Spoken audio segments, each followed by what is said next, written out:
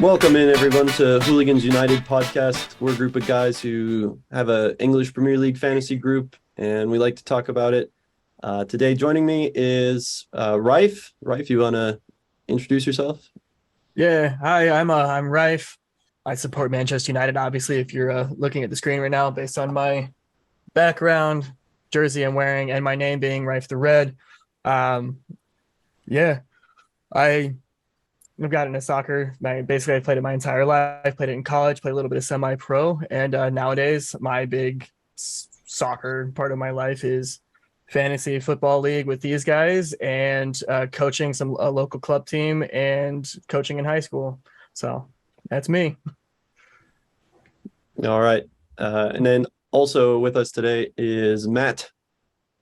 Hey guys, I'm Matt. I'm from Ohio, but I live in Colorado now. Grew up also like Rife, playing a bunch of soccer. Still playing all the time these days, but mostly pickup. Not too many leagues going on in the small town that I live in now. I am a Chelsea fan, men's, women's, all of it. Huge fan, really love watching them. Got to go over and see them last year, which was a huge highlight. Yeah, psyched to be here. Cool. Thanks, Matt. And my name's Myles. Like you guys, I played soccer my whole life. I still play on a men's league team on Wednesdays. That might pop up occasionally if I'm really excited about how well we're doing, or Good. really frustrated. Both things happen. My favorite teams are Portland Timbers is my main one. I'm from Arizona and we don't have an MLS team here, so just wound up being Portland. Generally a fairly neutral Premier League fan. I pretty much like all the teams, but I do pay a lot of attention to Arsenal and United. So Barcelona's been another one of my kind of lifelong teams. Been a fan of Messi forever, and even though he's gone, the Barcelona part still hangs around. So Well, good that you stayed a fan of Barcelona and didn't decide to just jump ship and go straight to PSG. yeah, I'm super excited about Louis. It's been fun. So all right, anything else? How's you guys been doing? Anything to report before we jump into this week's shenanigans? Shenanigans? No, I don't think so from my end. No, sir. Nothing Okay. special. Okay, awesome. So we had talked a little bit about the game week and what you thought the season might be shaping up like. It is looking kind of nutty, especially in terms of like the Premier League, because they just gave us all a draw. Yeah. Wait, would you say that they gave us all a draw? Yeah, for week 7. We all drew. Oh yeah, for the fantasy leagues. I got confused. I thought you were saying that they just like gave all the teams in the Premier League a draw, and I'm like, is that how they did that? Hold That on. doesn't seem right. No, our league is the important one here. I mean that's fair. But yeah, they gave all of us a draw. I mean, I was excited about that weekend coming up. I was pretty confident with the team. I don't remember exactly who I was playing, but my team, the way I've got it set up now, it seems like we've been getting better each week, and the guys that I chose were getting better each week. So I wasn't happy that some unforeseen circumstances caused the postponement of all of our games. Yeah. I know my team's I think got 13 points out of the last 5 games, so I'm not complaining here. Anything on your end there? Yeah, my team I'd say is a current Brighton or Chelsea. We're pretty psyched about the break. We just need a little bit of time to settle into the squad and get our shit together because we are not doing great. Yeah, I'm trying to remember exactly what place I'm in. Let's see. So I think I actually jump up to 8th out of 12 this week because of the just this past weekend for game week 8, where most of our teams only have half the people that we could actually roster because everyone was how many games got postponed? 4? I think it was 2. Or right? 2? no, it's more than 3? that. United Leeds, Chelsea, Liverpool, Brighton, Crystal Palace. So Okay, three. so 3 games. Yeah, so 6 teams didn't get to play it, and quite a few of my guys were on that, but still somehow got the win and jumped up the middle of the table with that. So there you go. We're looking better. What it's all about, pulling those wins out when you don't necessarily deserve them. Exactly. Yeah. Okay, so seems like a good time to jump into Premier League weekend. Yeah, not a lot because a lot of the big teams were postponed. Something I was really excited about, and I think if you're a fan of the sport, you probably enjoyed it. Maybe not. Maybe you guys didn't like it, but I really liked seeing Son come back on and score 3 goals. I loved it. And the way he did it was awesome. As someone put it earlier, it's like sometimes you need to be benched and like come off the bench and be like, oh, I don't want to do this anymore. So I'm ready to play all the time. That dude has to be one of my favorite, just like famous human of all time. He's just, his endless smile is unbelievable. He's like plays with actual joy that you can see in everything that he does. I'm a Chelsea fan, not a huge fan of Tottenham because of that. But still, man, that guy, really good to see him do well. Yeah. No, I completely agree with that too. Like, I'm not the biggest fan of Tottenham, but anytime that we play against them or anything, Son is just somebody that I just love watching. Even I'm always scared when we play against Tottenham because Son is on their team. And it's just like, I always want him to do well every other time. I want him to play well. I mean, especially like last year when he got the Golden Boot, shared that with, was it Salah? Or that he shared it with? Yeah, like I'm not sure. Yeah. Yeah, I was really happy with him. Yeah, and when he got the game ball, and he was walking off the field and clapping for the fans, he just looked so happy. It was just really nice to see. Yeah. Definitely this past couple of weeks, though, like with him not playing the best and then getting benched, I immediately was just like, well, I mean, United could probably go for him in January if he's still not doing, if the coach isn't happy with him. I'd love to bring him on over here. Yeah. Then he goes out and scores a hat trick and he's too happy in London. So, there goes that. Yeah, I don't think he's leaving. No, he needs to, though. He needs to be at a better team than Tottenham. Yeah. Reverse side on that, Leicester, are they getting relegated? Depends on how long they stay with Rodgers. Yeah. Brandon Rodgers. Yeah. A long, his international break might be extended. It might be a bit. Didn't he come out in a post-match interview or something where he even said that they were giving him a little, during the international break, that his job was basically on thin ice? Not in those words exactly, but he said something to that He effect. looked really resigned after the game. I don't know if you guys saw any of the post game or anything. He looked like someone who knew like he was going to be having a tough conversation with his boss, like even if he's not fired. So, I mean, they're 7-0-1. That's sorry, 0-1-6 in 7 games. Yeah, 0-1-6. That's horrifying. Yeah. Yeah, it makes you think, did he I really wonder what happened. I mean, they didn't really sell too many players, did they? I mean, who'd they get rid of this summer? Fofana went to Chelsea. Vardy's older, so he's not as prolific anymore, but that was their only really big transfer. And amazing how quickly they've fallen. Yeah. I think maybe just Rodgers might have they haven't juiced up their squad enough over the past couple of years, and now they're all just kind of too content with where they're at, maybe. Yeah.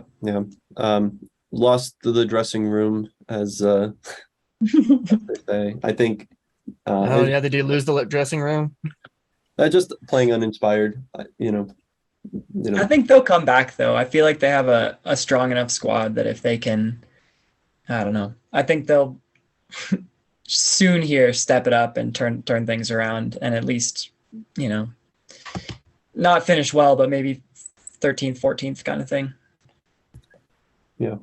Yeah, they'll probably pick themselves up. But yeah, if Rodgers gets sacked, I mean, who would they bring in though? I mean, Pochettino is still looking for a job, but would Pochettino go to a 0-6-1 team or 0-1-6, whatever they are? But 1-6. yeah, I don't see it. No. I think in Europe they put the draws in the middle, right? So win, draw, loss. Is that true? Is that it? I'm not sure because I know it's different than. We're here right now though, so I think we can say. Okay, that's a fair point. 6 losses. We'll just go 6 losses. Who cares where we put it? They lost 6 times. They have 1 point. They have 1 point. 1 point in the league after 7 games. 7 games. Yeah, that's bad. Yeah. So throw it up to the top of the table. Is Arsenal for real? I think they have a depth issue. I think that they are for real. A lot of like they're 15-year-olds. Yeah, right. But I think they're a really good team. Arteta's got them playing really well, but we don't know how long. Odegaard's going to be out now. Who is it? Zinchenko just got hurt, so he's going to be out for a little bit.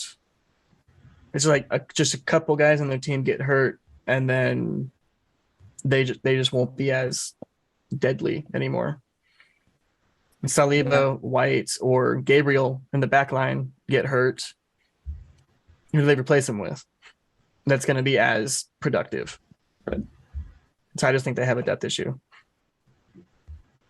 Yeah, they're certainly starting well, but again, kind of in the opposite vein to Leicester there. I don't see them staying up quite at the top. I think they're going to have a great season, but not. Yeah, I'd just be blown away if they could beat that. Right.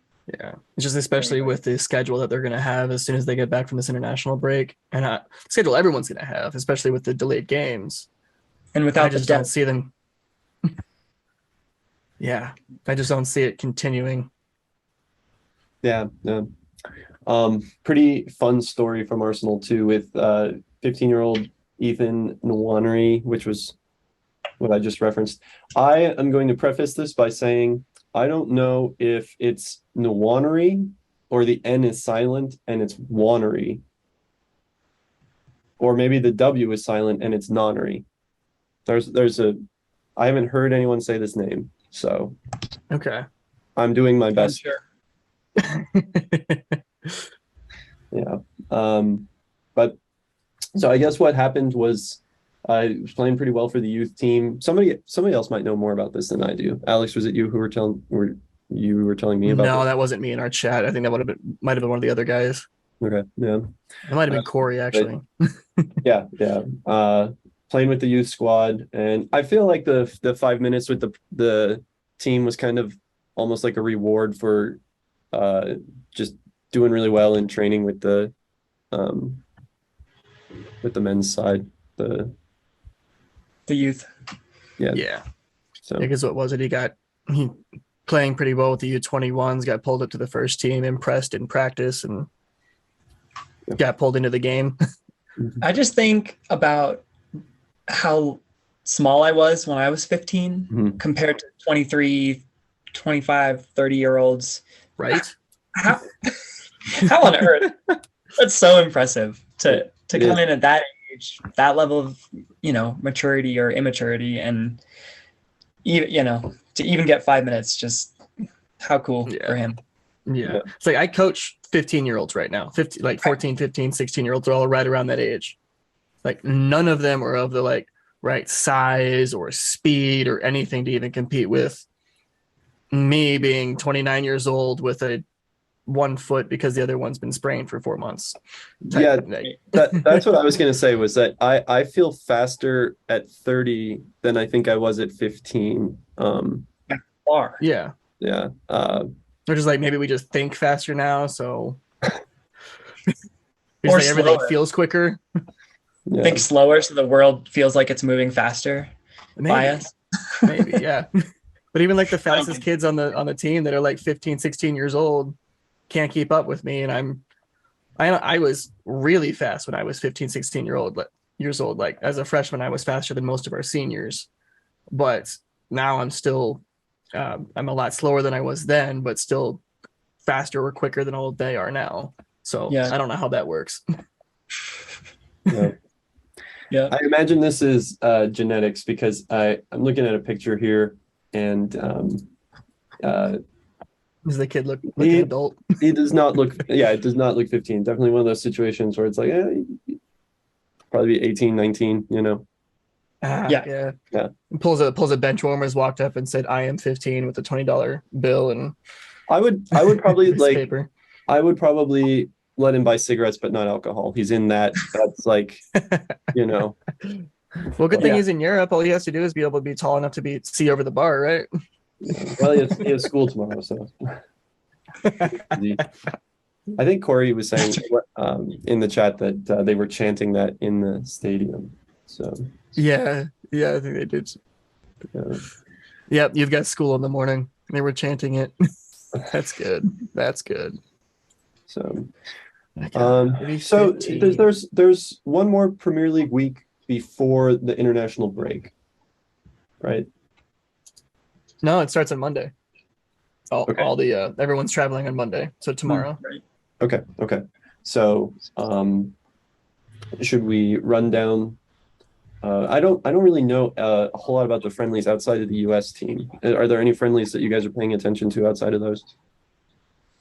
I mean, England, I think, is playing Germany and Italy. So I think I'm going to watch some of those, mainly because I'm upset that Southgate didn't choose Sancho or Rashford into his squad. Well, okay, Rashford's hurt, but he chose Grealish, who doesn't play much for City. He chose Bowen, who's had a good season last year, but isn't doing well at the beginning of this year. And Sancho is doing really, really well, but still didn't get chosen. So, and then, his reasoning for not choosing them right away was just like, oh, I'm choosing guys that have to make sure that they're getting into their own squad and playing for their own teams. But chooses Phillips, who has gotten 15 minutes total in all competitions this year. Well, do people think that the roster that Southgate picked for these friendlies is indicative of what he's going to pick for the World Cup squad? Because I would imagine Rashford is like an automatic in. You see, that's the funny thing is he should be an automatic in with how he's playing now, but he did get dropped out of the squad because of how well he played last year, or how poorly he played last year. But the other one that everyone's looking at obviously is Maguire, who's not playing for United, but gets chosen immediately over other guys that are playing 90 minutes every single game for their club. So there's a big stink at least going on around online, that from what I can tell, just because he just seems to be choosing favorites instead of informed players. Gotcha. Okay. So that's one of the ones I'm paying attention to besides just the US. Okay. Yeah.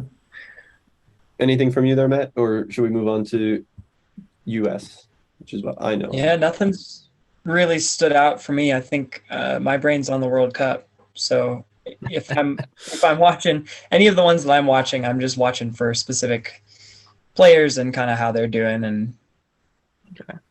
Well, then I guess another question for you then, for Reece James playing for England, should he be playing over Trent, in your opinion? Yeah, that's such a tough one. I know there's so much debate about the two of them, right? Right, because they're both very close in age. Their playing profiles are pretty similar, except Reece seems to be playing a lot better right now and has almost more potential defensively and offensively than Trent does. Yeah, and I feel like that's got to be the decider, is how, who's playing the best right now. I would love to say that Reece should just be playing always, because Chelsea fan, and of course I think that. But I try to be objective about these things, and if Trent's playing better right now, then of course he should be playing. I mean, that's how these international teams work, right? It's true. So good thing that Trent's been playing very poorly for the past. Yeah, 4 weeks. right. Love to see the opportunity for Reese. Yeah.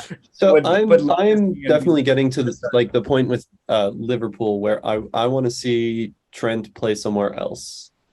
Like, I don't know, they keep starting him at outside back. I know that's where he's come up as, but he's it's obviously he's not interested in defending, and Yeah, he let's almost see him needs somewhere to else. play somewhere else now. Yeah. He almost needs to. I see that. See if Klopp ever even tries him somewhere else. In Klopp's system, at least, your wing backs are just constantly high up the field, so they're not always like relied on for their defending. But this year, for some reason, not for some reason, they have a lot of injuries in their midfield, and their midfield is not as controlling of the game as they have been in the recent past. Mm-hmm. So they're defending a little bit more often, and I guess Trent's just getting found out, I guess, for lack of a better term. Yeah. I'm going to maintain that Liverpool are just taking a little bit of a year off, and they're going to be back next year really, really good. And they still might come back this year. They'll still start playing competitively again. But I'm also interested to see who the England goalkeeper ends up being. We had talked about in our chat what's going to happen with Pickford hurt. So definitely interested to see what happens there. Yeah, because if looking back at the games this week, at least, Henderson didn't do great. Nottingham lost 3-2 to Fulham. I think two of the goals he probably should have saved. I know, especially the third one, his positioning was just terrible. The ball came across the box and he just stayed at the near post. Like, I'm no goalkeeper, but I think if the ball's going across the box, you should probably go at least somewhat with it. But he just waited for the kick to happen and then tried to dive from one post to the other to save it. Rife, do you know who's on that? Who do you know who has been selected for the three keepers on the roster? I'm pretty sure it was Henderson, Pope, and Ramsdale, but let me double check. Okay. So Henderson probably gets the start there. I was really high on Nick Pope a couple years ago, but I feel like I've been less impressed by him recently. What is his club? Okay. Sorry, what was your question? He plays for Newcastle. Okay. Yeah. Yeah, so it's Henderson, Pope, and Ramsdale. And I honestly think that they're gonna start Pope. Because I know when in other international breaks, when Pickford's gone with, if Pickford couldn't play or he subbed him out or something, Pope was always the next one to go in. Although I think Ramsdale kind of deserves the shout out to get some time. He does pretty well for Arsenal. I'd agree with that. Yeah, he's looked really good recently. Yeah. Speaking of goalkeepers, the U.S. men's national team also has kind of a question about who the goalkeeper is going to wind up being. A lot of folks think it's going to be Zach Steffen. For this international break, he's injured though, and Matt Turner's going to be up. I personally like Matt Turner better. He's more of a shot-stopping goalkeeper. Zach Steffen's more of a what they call a modern keeper, so someone who plays with their feet, and is real comfortable, playing out of the back. But I feel like for the World Cup, you're just going to have guys shooting a lot from all over the field, and having someone like Matt Turner is better in goal. I don't know how familiar either of you are, with these guys, but do you have any opinions on there? I'm not super I just think with Turner or Horvath, but just Steffen. I'm a Crew fan as well. I'm from Ohio, and he was a Crew player for a long time before he went over to City. He was excellent for the Crew, obviously, which is why he got that chance with City. But then at City, I know he rarely played, so that makes sense that he would be a little rusty. But when he did, you say he was that modern, play out of the back style keeper, but he got found out in that position over and over and over again. Well, I think he let in 3 or 4 big goals in League Cup and FA Cup finals or semifinals. I can't remember exactly the games, but it was a rough look for him. I'm really hopeful that with his loan that he's getting more playing time and that he's going to be more confident going into the World Cup if he does end up in the one that plays. Where's he playing now? Yeah, I was just looking that up. Middlesbrough. Oh, yeah, no, that's really good for him. Yeah. That's good. Yeah, I mean they play like 40 games in the season, so that's real good for him. Yeah. Oh, And Matt Turner, who I am gonna maintain, I think Matt Turner is who I'd like to see in goal, but he's sitting on the bench at Arsenal. That's where he's gonna exactly. be. So have any of you guys seen him play in the has Matt Turner got time in cup games or anything over the summer yet? no, I don't know if not. he's got. Yeah, I'm not. Okay. So Yeah, because I haven't really seen much from Turner. All I ever got to see was Stefan, and I always thought he was a pretty good keeper, but he always had a really big mistake in him. So, and then I think where does Sean Johnson play now? Because I can't remember. Because I think a couple years back when I first watched Sean Johnson play. NYCFC. Okay, so he's moved over a few times. Yeah, when I've seen him play, I always thought he was really good. But I think he is also another one of those that's more of a shot stopper, athletic, good reflexes type keeper. Whenever I saw him use his feet, it really wasn't that great. So I'm hoping, I guess, if we go, Zach Steffen's not the best shot stopper, but he's really good in possession. Sean Johnson's a really good shot stopper, but not great in possession. Hopefully Matt Turner is kind of like that mix of both and can give us something that's. Yeah. So Turner played with the Revs, New England Revolution, for about 6 years, and so that's where I know him from. I don't pay as much attention to the Eastern Conference, just a West Coast bias on my end. Fair. Yeah. So moving down the list here. To defenders, I don't think there's a whole lot of surprise when it comes to defenders. Aaron Long, Reggie Cannon, Serginho Dest, Mark McKenzie, Joe Scally, DeAndre Yedlin. I think DeAndre Yedlin, I feel like he could captain. He's not going to captain because I think the captain will probably be Pulisic. But DeAndre Yedlin playing for the U.S. for, I think, is this his third World Cup cycle or third or fourth World Cup cycle with the team? So I kind of think that he is being brought along. Even if he doesn't play, he's going to get. I think Berhalter likes him just as kind of a glue, where a lot of the guys on the team kind of grew up with him, kind of being one of more like the mentors in that system, and they're comfortable with him in that role.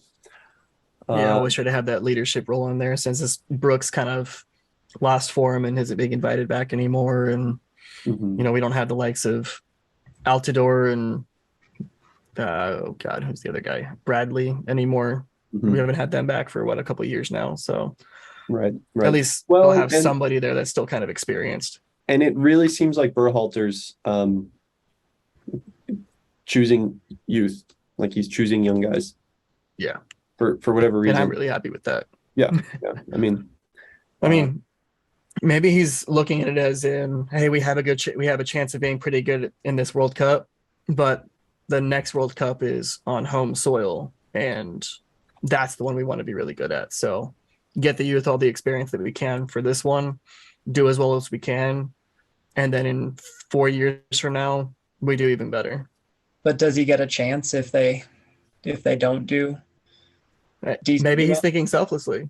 Maybe he's just like, well, you know what? Maybe I might not be the coach at the next World Cup, but give these guys the experience for it. Maybe we'll do well. Yeah. I love that, and I hope so. I think there are a few guys too where you might only get 1 or 2 prime World Cup cycles, and for Christian Pulisic, this is certainly one of his prime cycles. Mhm. And I forget how old is McKinney. There's McKinney, and then also who else How am I old is thinking of? McKinney? I think he's right around the same age as Pulisic. Yeah. Oh, Gio Reyna. Let me see how old Gio Reyna is. He's decently He's, young. he's like 19. Is he young? Okay. Oh, he's very young. Okay. Okay. Maybe I must be thinking of Weston. Anyway, so I think it's McKinney and Pulisic. These are going to be, Both 24. yeah. So, next time it comes around, they'll be 28. The time after that, they'll be 32. So, 28 is really the prime. So right. Yeah. this could still be a building Yeah, could still be a building year. Yeah. Although injuries and all that, I think you want to take the chances when you get them. Injuries and/or not qualifying. U.S. True. But we already qualified for the next World Cup. So. Right. Yeah. Yes. So we don't have to worry about that part. We get to play. Yep. Plus, with like 320 teams or whatever it is now, 600 teams. Give me a lot. teams? Yeah. I don't know. You know what? I've 48. lost track at this point. Yeah, it was 48 teams. It's ridiculous. 3 of them qualify automatically though, because we Mexico, Right. Canada, and the US. So Yep. only 45 spots left. Okay, and to answer your question from earlier, Reyna turns 20 in November. Okay, I was thinking he was a little bit older than that, but No, cool. he just burst on the scene really young. I think he was 17, 18 when Dortmund started playing him. And yeah, I'm excited. I haven't seen an American player with that kind of control and technique in ever, honestly. Yeah. Reyna really impresses me all the time I watch him. Yeah. So moving to forwards, Brendan Harrison, Paul Areola, Jesus Ferreira, Jordan Morris, Ricardo Pepi, Christian Pulisic, Gio Reyna, and Josh Sargent. There's a little bit of debate. Does Brandon Vasquez deserve to be there? Josh Sargent, he's getting a ton of minutes for Norwich, and scoring a lot of goals for Norwich. But is he one of the best that we have in that number 9 position? Berhalter likes to play a false 9. Yeah. I think Rife. I think Josh is actually a really good choice, especially for this one since he's in such good form. Mhm. Bring him in and see how well he can do, because he's also somebody that seeing him play, he has one of those first touches that he can play a false 9, because some of the players on his team will like ping the ball at him incredibly hard, but it just sticks to his foot, and he works his ass off the entire game. He's constantly running, and he just has an eye for goal right now. So I think he was a really good shout, at least for this international break. The one that I was confused about was actually Pepe. It's like, I get that he scored some important goals in the rounds beforehand that got us into the World Cup, but ever since he left the MLS, he hasn't played very well. I think he got his first assist since leaving the MLS last weekend. And he doesn't have a goal, and that was his first assist since then. So if Vasquez deserved to get in here into this squad, because I mean he's been doing pretty well this season. Now he's got 16 goals and a few assists now, and just seems to be doing pretty well. I also looked at his profile. I mean, he's 6'2", just straight muscle. He's be a pretty good target forward. So if we are thinking about doing a false 9, then maybe that's why he didn't bring Vasquez in, because he's more of a target forward and not a false 9 that would be dropping in for the ball all the time. Yeah. But the one I absolutely agree. Sorry, go ahead. No. It's just kind of in the same vein too that I really wanted Jordan Pefuk to be in the squad as well. I would honestly thought Pefuk or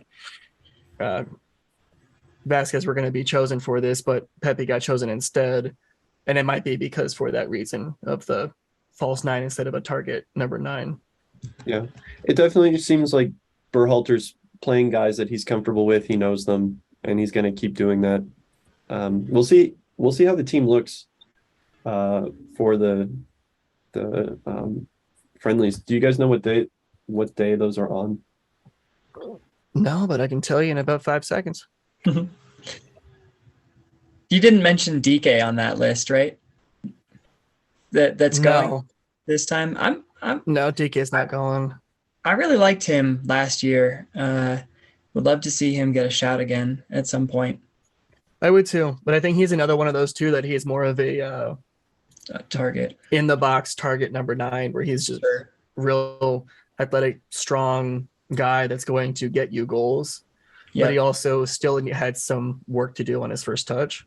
Just where- doesn't fit the system for. Yeah, it's not just possibly not fitting the system. I mean, at the same time, Pepe still needs to work on his first touch too, and he seems more like a target number 9, but might be a little bit more mobile than the other guys that they didn't choose. So, Sure. I mean, I'm not in the mind of Greg Berhalter. I think, as Right. I've mentioned to you guys before, that when he became the coach, I disagreed with a majority of his choices for our rosters for the past few years. And I think it's only just recently that he's been choosing people that I believe that he should be choosing, but he's also changed his system a couple times at this point. So I don't know what he's looking for anymore, because he's kind of started going in the direction that I was hoping he was going, and then still choosing people that are questionable. So it's just kind of, how does he want to play? Who's going to fit that system more?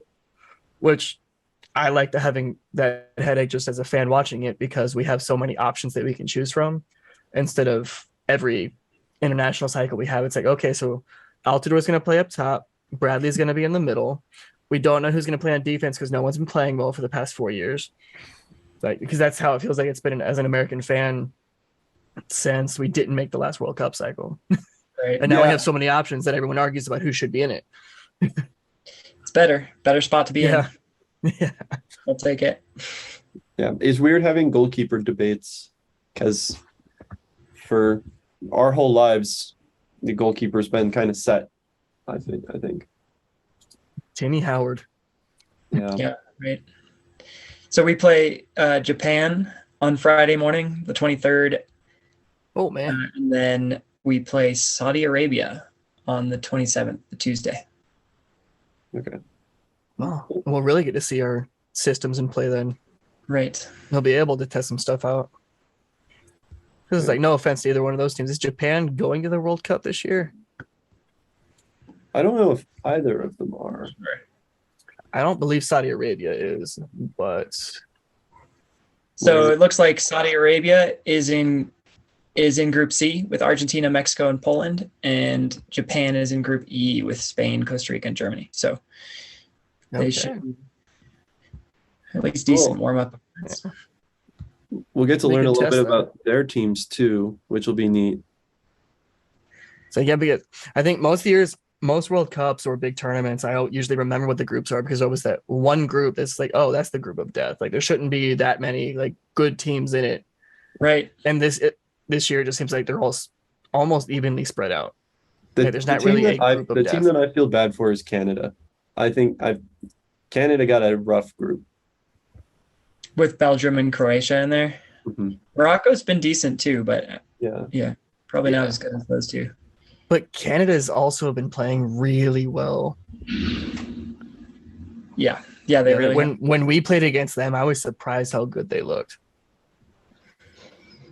I mean, Yep. it helps when you've got Davies on one side and you've got Jonathan David up top. But Yep. man, their team as a whole looked very good. Yep. But yeah. Well, how else is Belgium even going to do this year? I mean, most of their team has started to like age, like quite a bit. Yeah, right. If you're going to be able to comment more on this, because was it Belgium that missed the last World Cup, or was that no? It was Denmark that missed the last one, right? I believe it's Denmark. Yeah, because Yeah. Belgium Is that- went on. Belgium beat England for third place last World Cup, Mhm. and that was actually a big stink with with England. It's like, oh, England's good again. We're gonna bring the cup home, bring it home, and all that stuff. Then you Yeah. go back and look to see like how well England did in that tournament.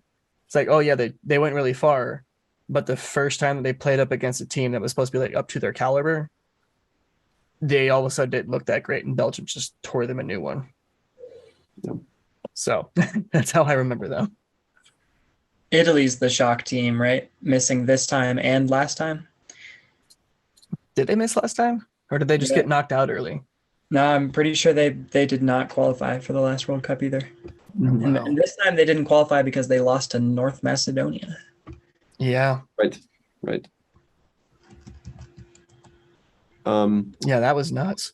Portugal barely made it too. And with the roster that they have, they should have been a shoe-in. That UEFA qualifying is crazy. It is. Yeah. It really is. So hard to get through. Probably one of the reasons they're expanding to 48. Yeah. For sure. Yeah, let more teams actually make it. Mm-hmm. Which I mean, there's cool. It's as soccer grows around the world, there's going to be just better teams everywhere, and if you have the infrastructure to handle 48 teams, however many games that is, why not? exactly. Like Sure. give United States soccer another 4 years with our academies and everything going forward, and how we've just actually paid attention to how other countries develop youth into being good football players instead of soccer players that we've seen them in the past. Mm-hmm. Yeah, just 4 more years and all of a sudden our teenagers are going to be in their 20s. We haven't even seen some of the guys that are probably going to be in our World Cup roster for the next cycle because they're 16 right now, 17. It's nice to see us taking some knowledge from Europe, but do we think they should take some knowledge from us and have an all-star game? I know how I feel about that. How do you feel, Matt? I hate it. I hate it. First of all right, and I think this is my number one reason. Fixture congestion, right? Fixture congestion. It's huge. There isn't space for the games that we already have in the English European soccer calendar. MLB, NHL, football, sure, throw in an all-star game. It doesn't those guys are fine. They can play another game. Yeah. Soccer, MLS, even there, I think the season's a bit more spread out. There's just less games total. And isn't theirs in the middle of the season too? Yeah. They're playing in 3 competitions, maybe 4, just like the guys in Europe, but it's so much. I don't know. It just feels like where would we put that game? All these guys that would play in the All-Star game are the ones who are playing in those crazy congested schedules. So yeah, what do you do? Ask the guys just like want to go on vacation after the Champions League is the finals over or whatever, and a week later, like, oh hey, now we have the All-Star game.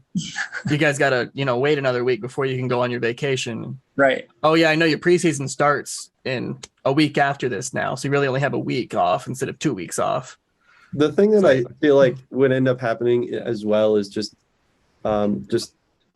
because anytime there's any large friendlies that are not, in the season, I feel like they're played in the United States or Australia, places like that, where the big teams go on tour. And so I feel like the English Premier League All-Star game would wind up, being played in like New York City or Los Angeles. Yeah, wherever they can make the most money, especially since, I found out today that almost half, if not a little bit more than half, of the Premier League teams are owned by U.S. owners. Is that right? And the news outlets and the pundits and everybody are starting to get a little worried and starting to bring that up more. So, right, you guys realize that if they all got together and voted on something, they could change how European football works because they're all American. So I do have a little bit of pushback on that. I think that I think a lot of that is kind of some hyperbole, or just a lot of people wanting to rag on Americans, because the biggest teams in EPL are owned by oil interests, like large nations who are bankrolled by oil interest, and they have Emirates, United, Chelsea. Those are some Liverpool. pretty big teams. Liverpool, United, Chelsea, Liverpool, Arsenal.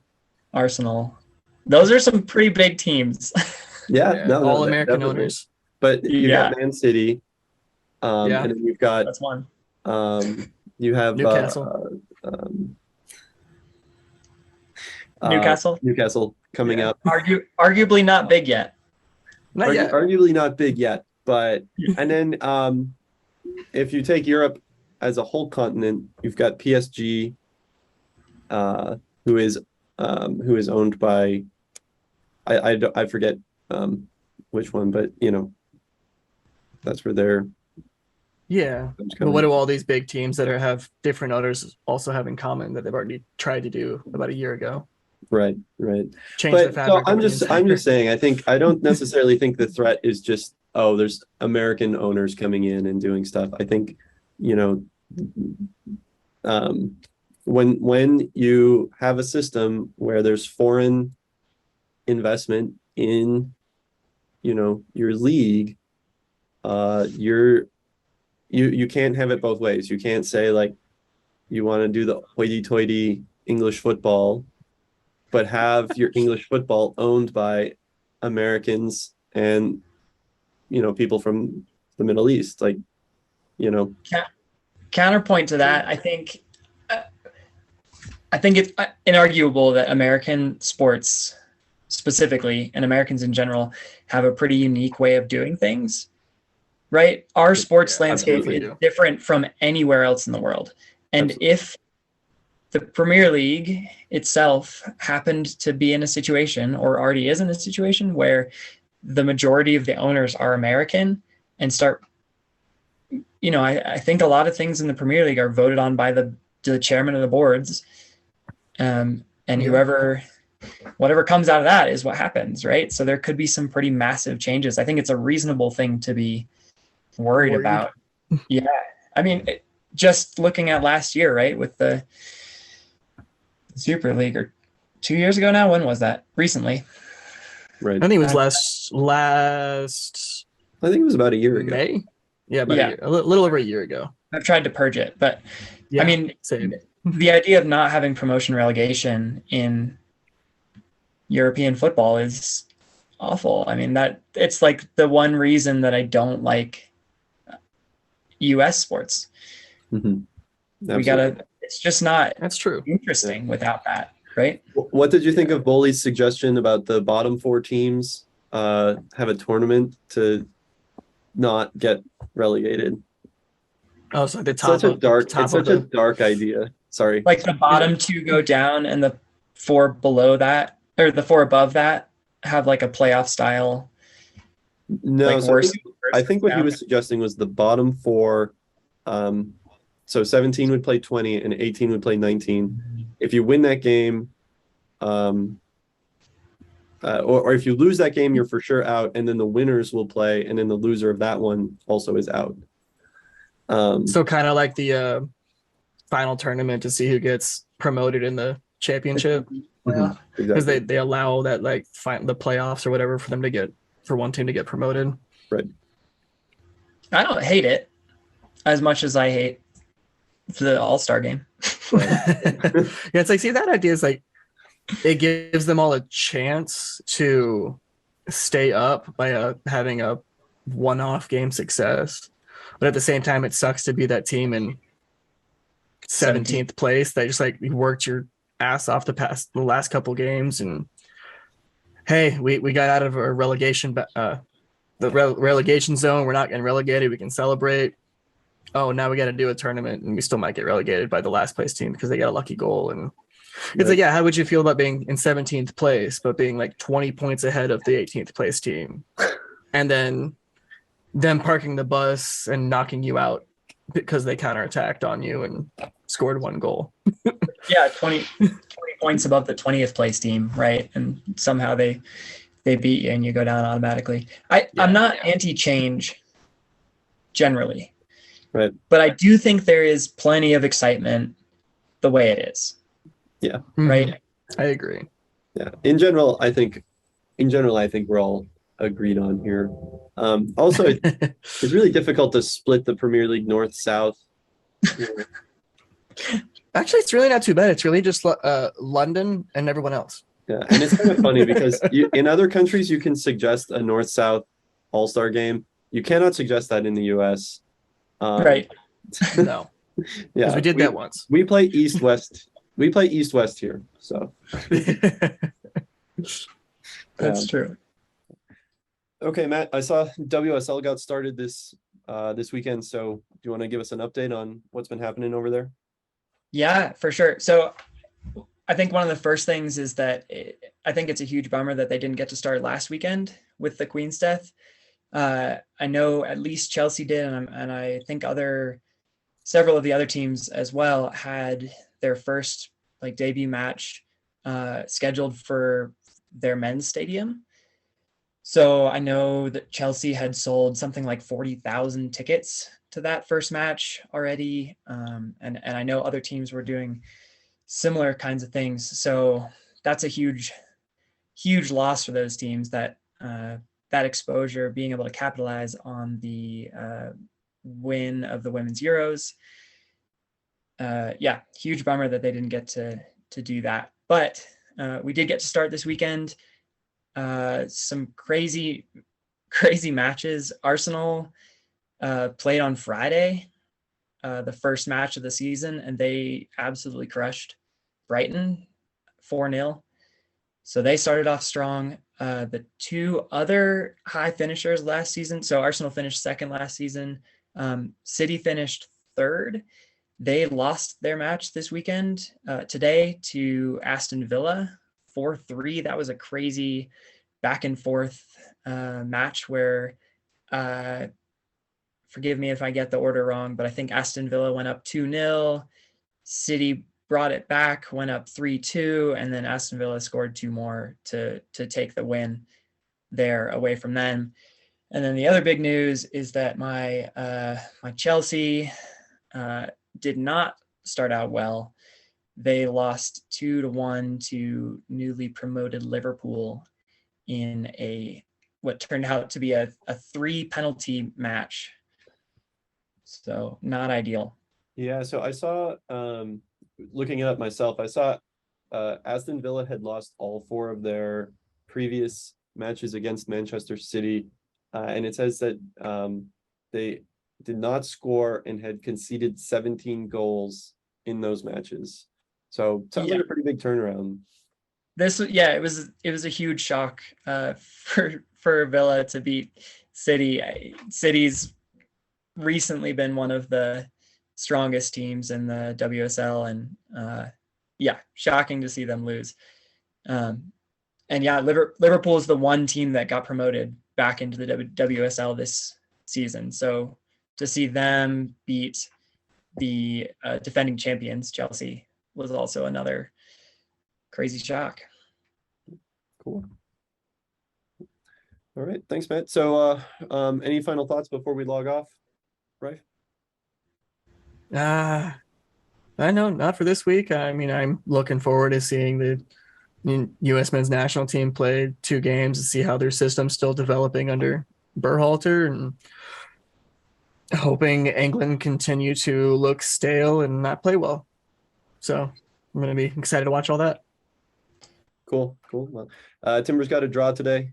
We're in the playoff hunt, so I'm pretty happy here. So, all right, thanks, guys. We'll see you next week. Thank you.